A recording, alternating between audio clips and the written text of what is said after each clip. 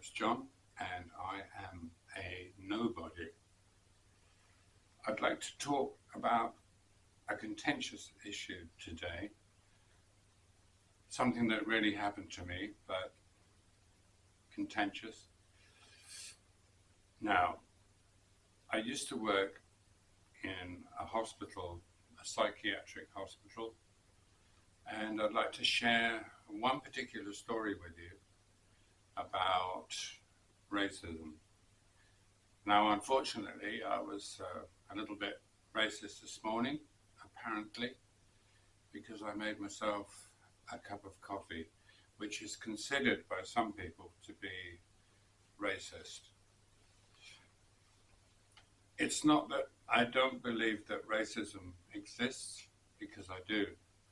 It's just that I consider it to be a cancer, an illness that has to be treated, much like other illnesses. And it's an illness that can affect anybody. It doesn't matter where you're from or what color you have or your ethnic background or whatever. It's just not a good thing. And I don't think any kind of racism is a good thing. So I was working a night shift at a psychiatric hospital, and I turned up. I was one of the last people to arrive, and I was working for an agency. Now, all the staff there at the hospital were white on this particular ward. There was a very beautiful girl who was on the ward as a patient, and yeah, it has to be said, she was really, really attractive. And I did my utmost to ignore her. I'd worked with her before, and I just treated her the same as I treated any of the others, which she didn't particularly like. She got up at one stage and went back to her room and came back. She'd done up her hair. She'd got dressed differently in skimpy clothes, and I still didn't treat her any different than I treated the other girls, which made her even more annoyed. But this is not about her, this is about the staff. So the staff were white, the night manager was there, and he was white, and it was unusual him being there because, yeah, he used to, go from department, unit to unit to check everything was okay, but he was there that evening. And we had to wait. We were doing what they call a turnover. We were waiting for the last member of staff for the night shift to arrive. And he eventually did turn up. He was from another agency, not the same one I worked for. And he was an older gentleman and black. And the manager, the night manager, said, scoffed is the word. Scoffed is the right word.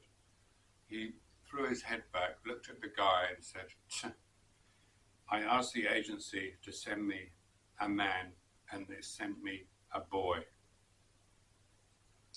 Now, I found this to be totally out of order, but I didn't say anything, much to my shame.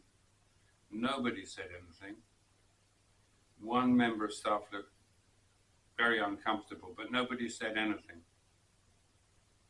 To me, it was a perfect example of pure racism, and just not a nice thing to say, certainly inappropriate.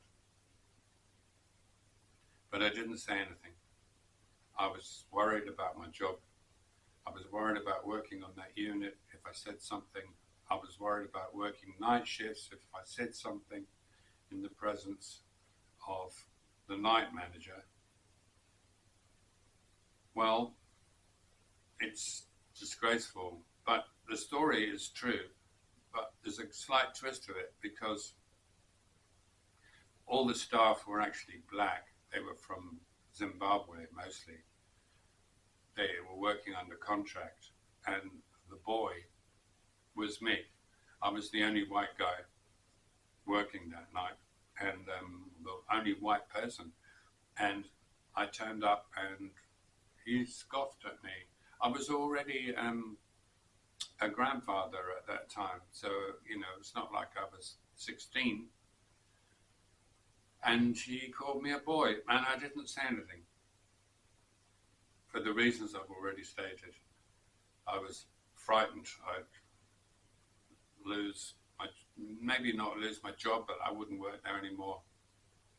And I learned a lot about racism, that shift. I learned that a lot of people who suffer racism, they shut up and keep quiet about it because of the reasons I kept quiet about it. I didn't want to rock the boat.